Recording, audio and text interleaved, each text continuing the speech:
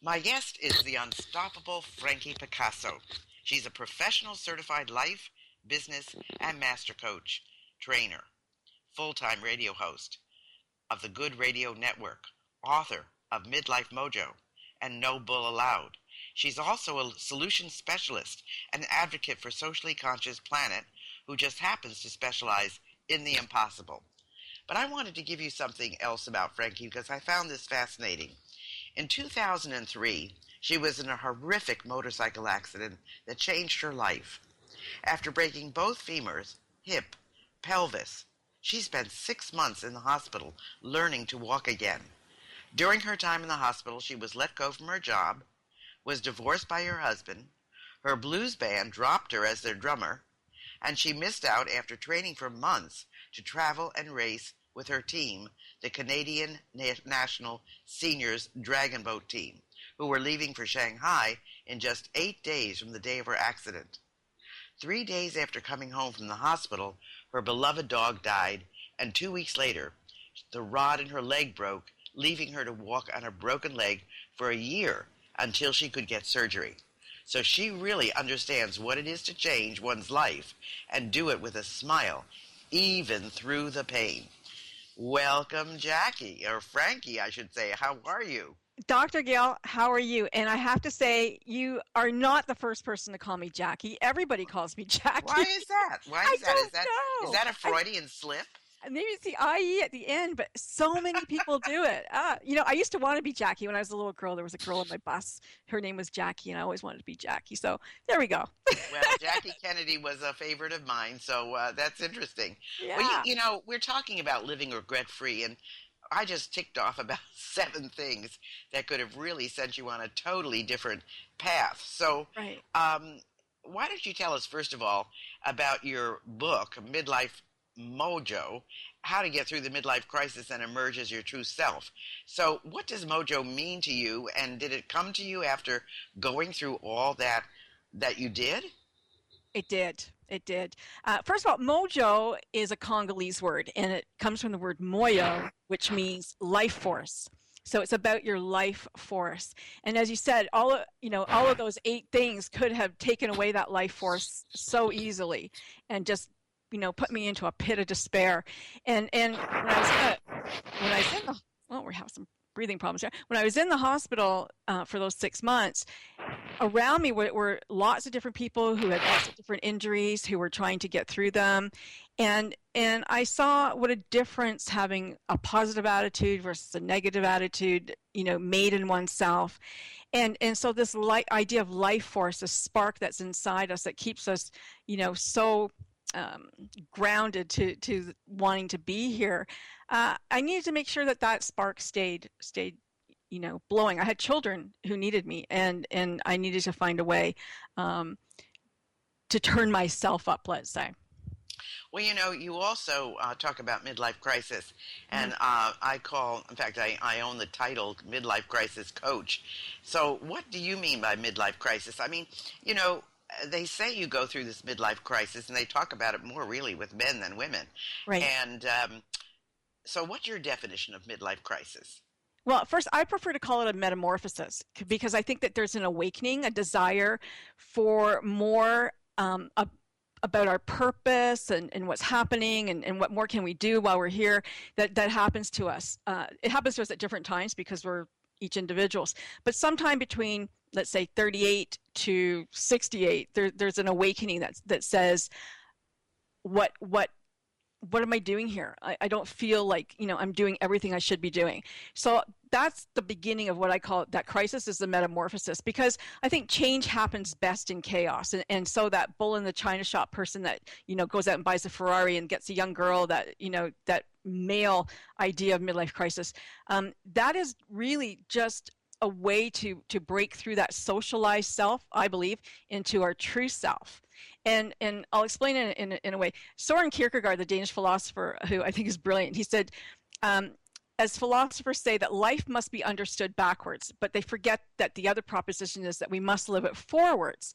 And so if one thinks that the proposition, it becomes more and more evident that life can never really be understood in time, simply because at no particular moment can I find the necessary resting place from which to understand it backwards. So here we are hurtling through life, towards the end, we're at midlife, and we have a moment, this metamorphosis, this crisis to stop and examine, the examine life, look back and say, this is where I came from. This was the socialized Frankie. And what do I want to do with the rest of my life? Because I potentially have another 30, 40 years to live forward. Now I can look back and forward at the same time almost and say, it's time for a change. It's time to really be who I was supposed to be when I came here. Well, it's interesting because I started working with women 50 plus because I found them really lacking in having a mentor or a guide or a coach. Mm-hmm. So I made that my personal mission. Good for you. And I found that one of the things that most of them were talking about was, and this meant whether they were humongly successful, I mean, whether they were CPAs or lawyers or doctors or whomever, they would say, is this all there is? Right. And they had worked so hard to get where they were, and they were at the top of their game, and they weren't happy. So I think, that's when I realized that they were going through a midlife crisis. So are there specific questions that you should be asking yourself when you reach that point? Well, I think, again, the examine life. Start asking yourself, if I had the opportunity to choose the same people who were in my life, my friends, my spouse, would I still choose those same people? Would I choose to still live in the same house, have the same job? Did the universe get it right for me? Am I in the right role for who I feel I am? Shakespeare said, all the world's a stage. Am I the right player? Do I have the right role? And maybe I don't. Maybe I need to choose a different role for myself. And, here's an opportunity to do that.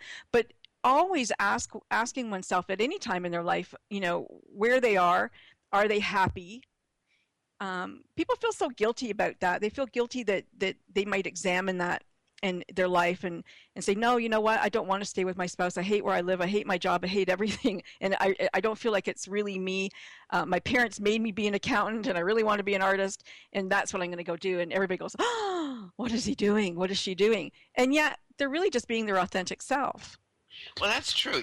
There's a book that was published maybe, 50 years ago, When I Say No, I Feel Guilty.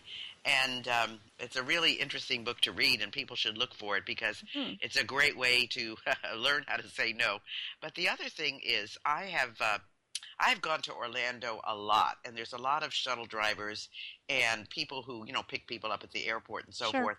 And these are really high-level, educated, professional people, and they are so happy driving a van because they say, I don't have to think. I'm not responsible for anything. I meet very nice people. We have wonderful conversations.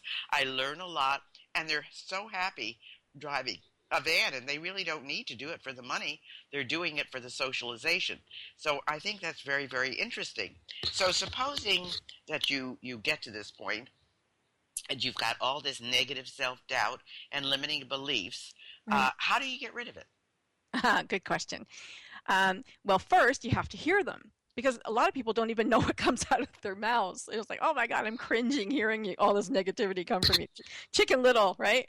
So I first we have to engage them in the opportunity to hear them. And so what I tell my clients is to imagine that they're listening to a song on the radio and just start to pick out the bass line, the lead guitar, the drums, the horn section, the singer.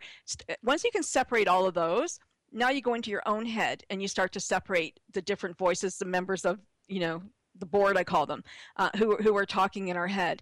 And there's a voice that will come through maybe for different things, but the one that challenges you the most, the one that is so derisive of you, generally speaking, that voice will have an intonation for somebody that somebody who's been close to you in your life, and it's their voice, not your own voice that you really hear. So it's important to hear it, question it, challenge it. So, you're clumsy. Okay. All my life, people have been telling me I'm clumsy, and yes, I trip and I do all this stuff. So but maybe I'm not. Maybe it's a self-fulfilling prophecy. I don't know. So it's up to me now to challenge that and say, am I really clumsy, or is this just something that people have called me? Am I really afraid of spiders, or is my whole family afraid of them, so I am too? Sometimes we buy into things without even questioning ourselves, our own beliefs about those. So these negative beliefs, we have to hear them, question them, challenge them, and then decide if we want to continue to believe that or not. Well, it's interesting that you say that. I'm not sure that and I listen to music a lot, and I was trained in music, Mm-hmm. and yet I don't think I could separate all those different parts of a song. I don't think I could hear them individually. But I also think that people don't really stop and think about what's coming out of their mouth. I mean, when you hear what some people say, I'm sure you agree that, Yes. the mouth came before the thought. But you also talk about three main fears you have that notice that people have keep from making them happy or changing their lives in a positive way. What are those fears? I mean, Well, and are they inherited? I mean, are they from their environment, or is that internal, or what do you think? I think that they're inherited. I think it's our environment. I'm not inherited. I'm sorry. I think it's our environment and the families that we grew up in. I believe that to be true. But you can break out of that too. So the obvious fear is failure.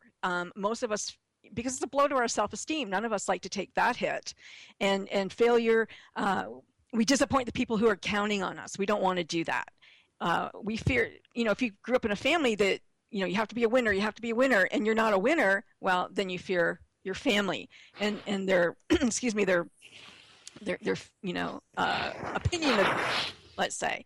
But then there's a fear of success, and people go, well, why would I be afraid of success? Good question. Well, a lot of times when you're successful, you have to leave people behind. You have to leave your friends behind because you're advancing forward and they're not. Sometimes people don't like you anymore because now you are one of them, the suits over there, let's say. And maybe you had a bad experience in the past of people who were successful. They weren't nice to you. So you have this vision of, rich people, or your family doesn't like rich people. And now here you are becoming that person. Are they not going to like you too? Maybe you're not going to like yourself. Well, I've always wondered why people would be afraid of success. I certainly understand why they'd be afraid of failure, but I never really understood why they would be afraid of success. So that's an interesting viewpoint. And also, I think when you talk about moving up, the ladder, Mm-hmm. what happens when you and a peer are good friends, and now you move up to her manager or his Right. manager, and now it's difficult being a friend and a boss. And Exactly. that's when it's really that's a question I've never really come to terms with. I mean, I don't know if I could ever do that well, because it I don't would know be if I hard could do to. that well. Yeah, And there's one more in success, and that is, you think you got there by a fluke, and now you have to replicate it. So it was just a lucky sign that I was so successful, and yeah, how am I they going to don't know keep I'm this up? pretending, right? They don't know I'm Exactly. pretending. Well, you talk also about trying is lying.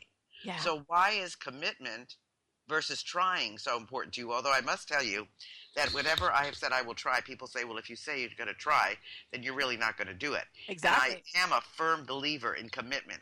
That's what I'm actually, I find that to be a weakness in certain times, because when I start something, I always finish it, whether I like it or want to or not. And Wow. it's hard for me to drop something when I know, this is really not leading anywhere, or I really don't want to do this anymore.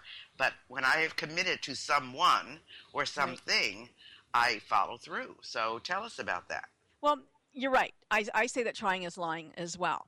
And, try to fall down. Either you fall down or you don't fall down. There's no trying. Kids know when you say, I'll try to get that on the way home, that you're really lying. You're not going to try. You're just not going to do it.